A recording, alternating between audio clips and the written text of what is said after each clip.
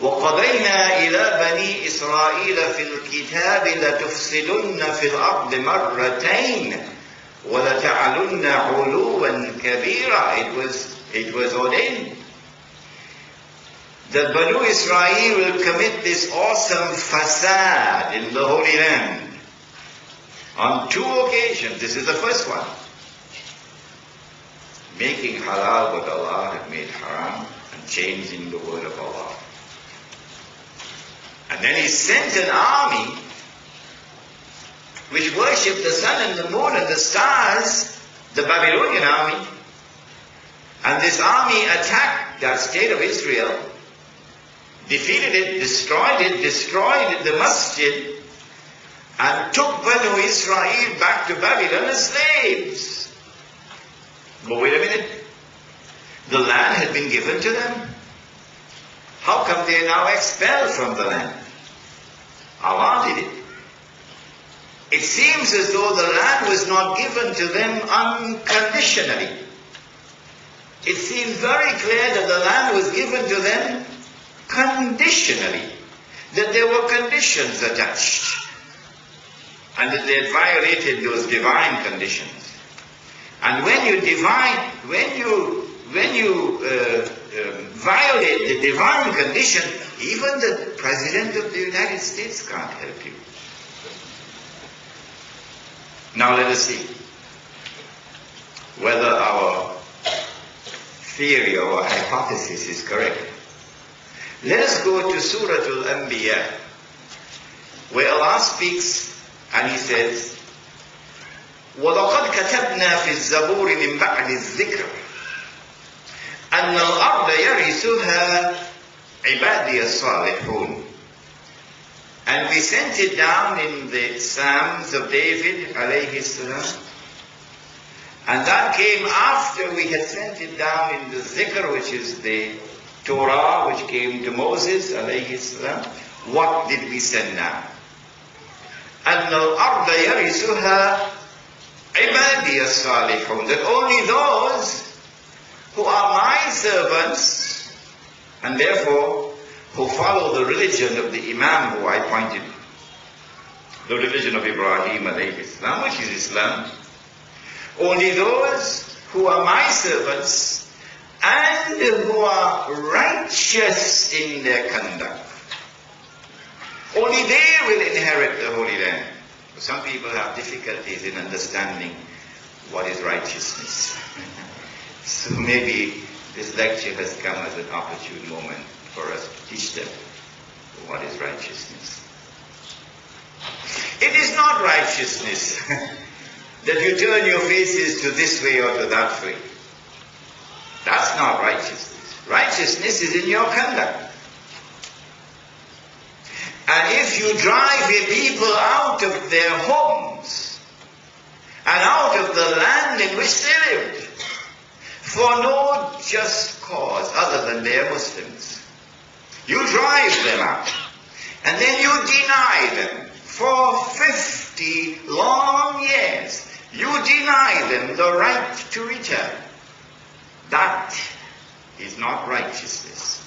Allah says in Surah Al-Hajj, أُذِنَ لِلَّذِينَ يُقَاتَلُونَ بِأَنَّهُمْ ظُلِمُوا وَإِنَّ اللَّهَ عَلَى نَصْرِهِمْ لَقَدِيرٌ الَّذِينَ أُخْرِجُوا مِنْ دِيَارِهِمْ بِغَيْرِ حَقٍّ إِلَّا أَنْ يَقُولُوا رَبُّنَا اللَّهُ.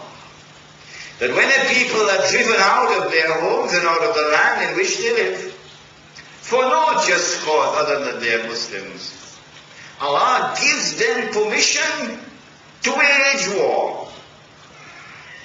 Allah gives them permission to wage war in order to respond to this oppression. And Allah says that when you wage war, Allah is sufficient to come to your help so that you will eventually be victorious. And so one of the conditions for inheritance of the Holy Land is that you must be a servant of Allah, and therefore following the religion of Ibrahim alayhi salam. And number two, condition for inheritance of the Holy Land is that you must be righteous in your conduct. Not righteousness as defined by the Security Council of the UN. Righteousness as defined by the one who created all of mankind. Because they violated these conditions, they were thrown out of the Holy Land. But when we go to the Torah, we find that someone changed the word of Allah on this subject. And you'll find this quote in my book, The Religion of Abraham and the State of Israel. You'll also find it, of course, in this book. It is not because of righteousness that the Lord your God has given you this good land to inherit it. No. No. Not because of righteousness. Because you are a stiff-necked people. That is what is in the Torah. Implication of this statement is that whether you are righteous or you are not, the land is still yours. Whether you follow the religion of Abraham or you abandon it, the land is still yours. That is the implication. That is false. And so now they are in Babylon, you remember? Weeping by the rivers of Babylon.